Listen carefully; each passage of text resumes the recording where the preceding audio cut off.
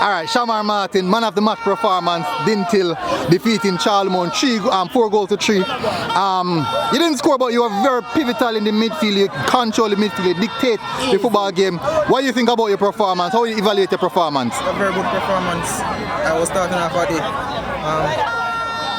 right midfield. The coach and go back in the central. And from there we start to dictate the game. From there, when Charlemont went 1-0 up, what was the frame of mind? What you guys think? No, after you guys equalized, Charlemont went ahead. What was the frame of mind? What is the instruction from the coach? Coach will stick to our game plan. That's all. You guys fight out until the end. It's a long-time rivalry between Charlemont and Dinthill. Even from my days, how does it feel to get this victory out of the way? That's a very good one. I can tell that they play a really good game. So I like what they do.